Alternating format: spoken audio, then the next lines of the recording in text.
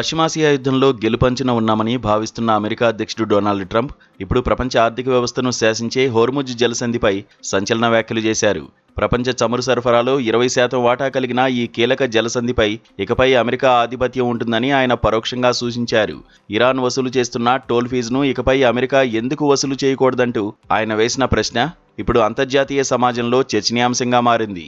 Hormuz జలసంధి గుండా ప్రయాణించే నౌకల నుంచి ఇరాన్ రుసుము వసూలు చేయడానికి అనుమతించే ఒప్పందాన్ని అంగీకరిస్తారా అని మీడియా అడిగిన ప్రశ్నకు ట్రంప్ తనదైన శైలిలో సమాధానమిచ్చారు.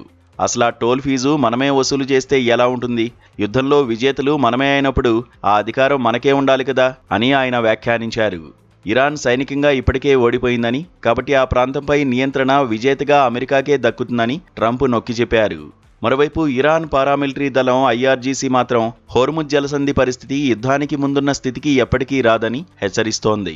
ఇరాన్ నిరంతరంగా డ్రోన్ క్షిపణి దాడులు చేస్తూనే ఉంది.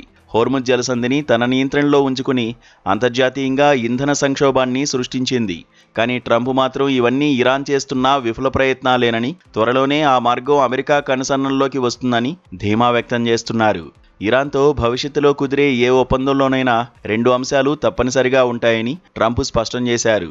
1. హోర్ముజ్ జలసంధిని పూర్తిగా తిరిగి తెరవడం. 2.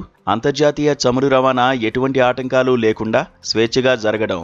అమెరికా డిమాండ్లను అంగీకరించకపోతే ఇరాన్పై మరింత తీవ్ర స్థాయిలో విరుచుకుపడతామని ఆయన మరోసారి అల్టిమేటం జారీ చేశారు. ఒకవేళ హోర్ముజ్ జలసంధిపై అమెరికా తన ఆధిపత్యాన్ని చెలాయిస్తూ టోల్ వసూలు చేయడం మొదలు పెడితే అది అంతర్జాతీయ వాణిజ్య నిబంధనలకు విరుద్ధం అవుతుందా అన్న ప్రశ్నలు తలెత్తుతున్నాయి. అలాగే ఈ ఉద్రిక్తతల వల్ల చమురు ధరలు పెరిగితే భారత్ వంటి దేశాలపై భారం పడే అవకాశం ఉంది. యుద్ధం ముగిసిన తర్వాత కూడా హోర్ముజ్ జలసంధి ఒక ఘర్షణ కేంద్రంగానే మిగిలిపోయేలా కనిపిస్తోంది. యుద్ధం దాదాపు ముగిసిందని, మేమే గెలిచామని చెబుతున్న ట్రంప్ మాటలు నిజమవుతాయా? లేదా ఇరాన్ తన గెరిల్లా దాడులతో అమెరికాను ముప్పుతిప్పలు పెడుతుందా? హోర్ముజ్ జలసంధిపై టోల్ ఫీజు వసూలు చేసే కొత్త బాస్ ఎవరు కాబోతున్నారు అన్నది ఇప్పుడు ఉత్కంఠ రేపుతోంది.